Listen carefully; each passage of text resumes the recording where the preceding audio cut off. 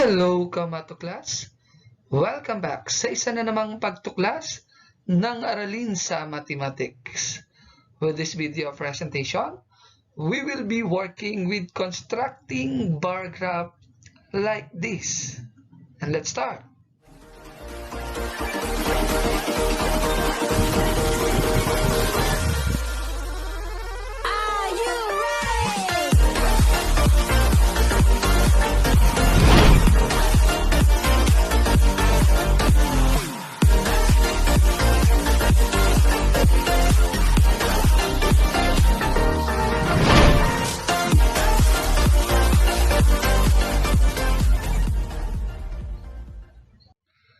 Recall first that there are different graphical representation.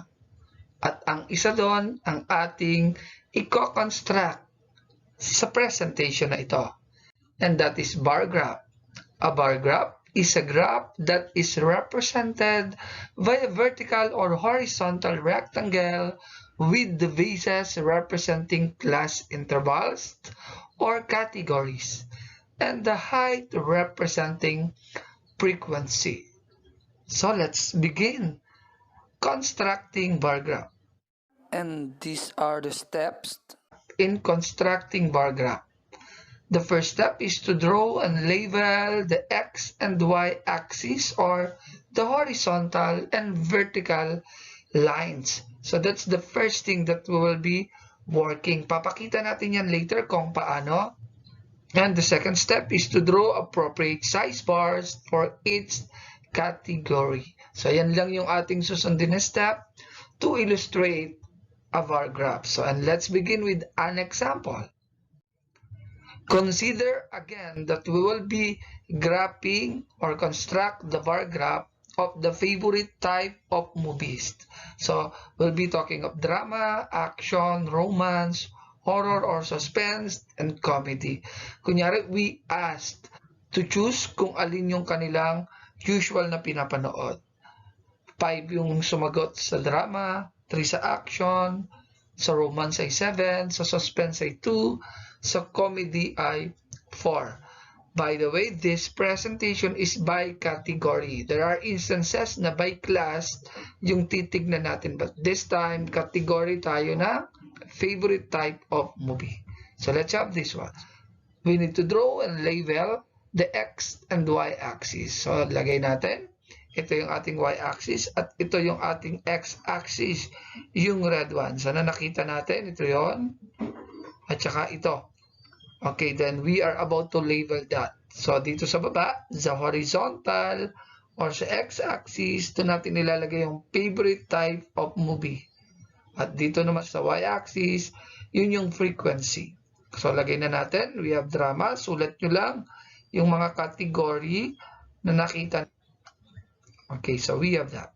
Then dito naman, lalagyan natin ng number. So pwede naman siya by 2s o kaya 3 or 4 or 5. Depende siguro sa frequency. Dahil hindi naman kataasan si frequency, gawin na natin by 2. So we have 2, then 4, 6, 8. So pag 2 na ang ating range na ginamit, hindi pwedeng 2, 3 ang ilalagay. So by 2 lahat.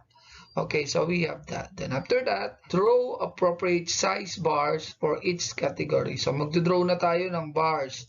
So depende yan. Sa drama ay 5. Ibig sabihin dahil narito ang 4 hanggang dito siya. So drawing tayo sa drama. Okay, so hanggang doon. Kasi between 4 at 6 ang 5. So action ay 3. So ibig sabihin between 2 and 4, dito siya mapupunta. Let us illustrate. So romance is 7. So dito yung 7. So, illustrate it. Then, horror ay 2. So, hanggang dito tayo. Okay, then suspense is 4. So, hanggang dito tayo. So, dito natin titignan kung tama yung frequency para matapat talaga siya. So, that is what we call the bar graph. So, syempre, ang magiging title niyan is the favorite type of movie. Pwede nating lagyan ng bar graph of the favorite type of movie. So that is bar graph in a vertical manner. Pwede rin nating i-draw ang bar graph in a horizontal way, like this. So, i-horizontal naman natin i-interchange lang natin yung favorite type of movie. Dito na siya mapupunta. So, dito naman sa kabila, mapupunta ang frequency. Parang nag-interchange lang tayo dun kanina sa vertical 1. So, siyempre, lagay na natin dito yung types of movie. Tapos, dito naman natin ilalagay yung frequency 2, 4, 6, and 8. Then, afterwards, magdodraw na tayo ng bar. So, dito tayo sa drama again. 5 uli, hanggang dito tayo. Okay, sumunod, action, hanggang 3 tayo. Dito tayo. Okay, then, romance is 7. So, dito yung 7. Then, horror is 2. Kaya hanggang dito lang tayo. Kasi yun na yung 2. Then, comedy is 4. Hanggang dito. So, that is the bar graph in horizontal presentation. Okay? So, again, this example is by category. Let's have another example. Consider this frequency distribution for the test scores of 50 mathematics class students. So, nandito na yung frequency. So, ito yung class interval from 6 to 10. Ang nakakuha ay 3 students. So, 11 to 15, 6 students, 16 to 20, 7, and so on. So, natali na natin yan. So, sa ating previous lesson on frequency distribution. So, yan yung gagamitin natin. But this time, hindi na siya by category. Nakatulad kanina na favorite movie. Dito naman by class interval. So, drawing na natin. So, niliitan na lang natin para mas kita natin yung mangyayari. So, let's proceed. So, draw ulit tayo ng x-axis. So, x-axis natin ng class interval. Ito yon 6 to 10, 11 to 15, 16 to 20, 21 to 25, 26 to 30, 31 to 35, 36 to 40. Dito galing yan sa class interval. Siyempre, dito naman ang frequency sa y-axis. So, lagay na natin. So, hanggang 11 siya. Siguro pwedeng by 3s na yung ilagay natin. So, 3, 6, 9, 12. So, abot na tayo sa frequency.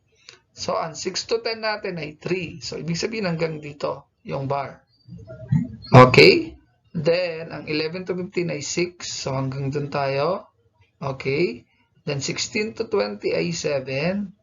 So, lampas tayo sa 6. 21 to 25 ay 9. Siyempre, hanggang doon. Then, 26 to 30 ay 11. So, dito tayo bago mag-12. Okay? Then, 31 to 35 is 10. So, pagkalampas tayo ng 9. Then, 36 to 40 is 4. Doon tayo. So, yan ang kanyang bar graph in vertical representation. So, again, pwede siyang horizontal way. So, let's have that. So, sa horizontal, pinagpapalit lang natin itong class interval at frequency distribution. So, pagpalitin natin, dito na ang frequency, 3, 6, 9, 12, at dito naman yung class interval. So, class interval, 6 to 10, 11 to 15, 16 to 20, 21 to 25, 26 to 30, 31 to 35, then 36 to 40. So, isa-isa uli natin gagawin. So, 6 to 10, draw na tayo ng bar hanggang 3. Okay, so we have that. Then 11 to 15 ay 6 hanggang dito tayo. The next is 16 to 20 ay 7. Lampas tayo dito. Okay. Then 21 to 25 ay 9. So hanggang dito tayo. Then 26 to 30 ay 11. Hanggang dito siguro tayo. Okay. Then 31 to 35 ay 10. So hanggang dito tayo. Then 36 to 40 ay 4. So hanggang dito tayo. And that's how we presented that in horizontal representation.